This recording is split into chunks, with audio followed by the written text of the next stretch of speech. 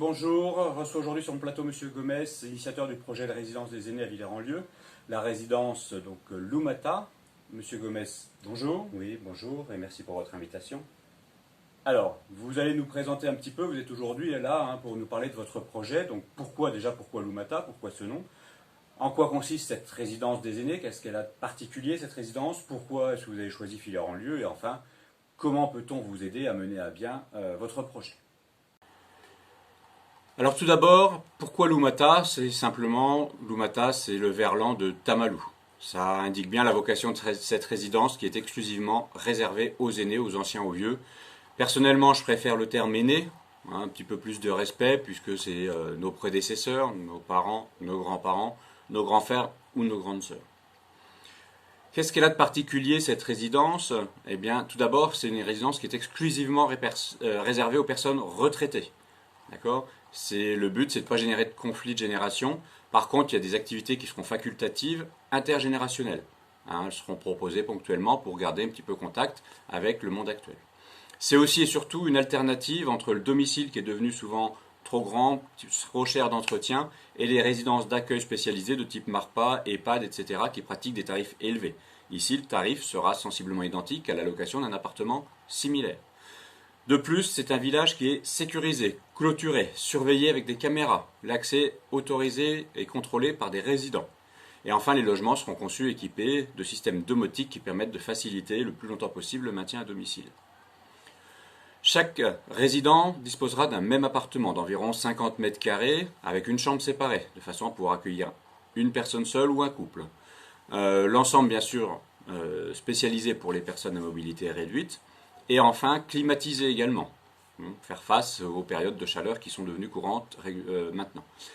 Enfin, une place de parking également et un espace de jardin d'environ 50 mètres carrés. Également des espaces communs, terrain de pétanque, potager, poulailler, espace vert, une grande salle commune. Cette salle, elle permet de partager quotidiennement pour ceux qui le souhaitent, d'échanger, de se retrouver un petit peu ensemble. Moi-même, où je passerai tous les jours, justement pour permettre le dialogue, rester un petit peu en contact pour ceux qui le souhaitent.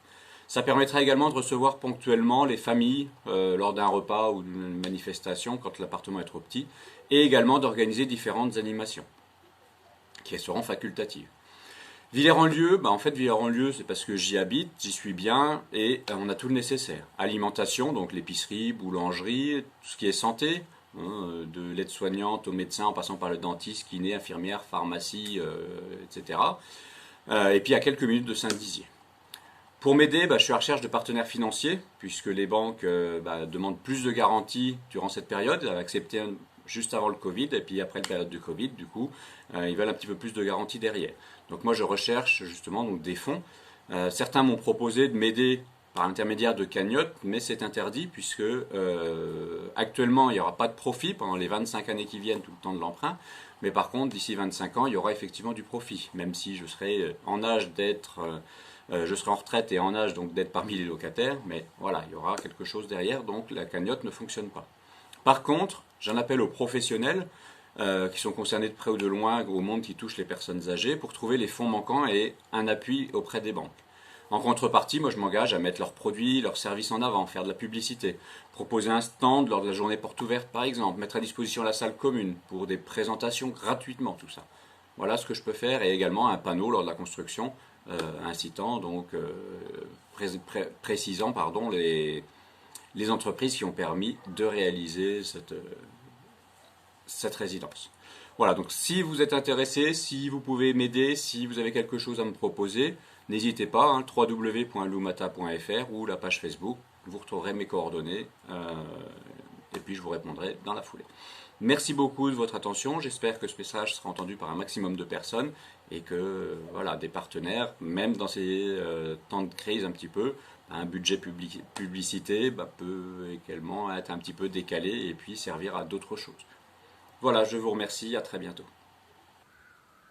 Eh bien, merci Monsieur Gomez pour cette présentation. N'hésitez pas à consulter le site web www.lumata.fr ainsi que la page Facebook Les Aînés de Lumata où vous retrouverez toutes les coordonnées nécessaires.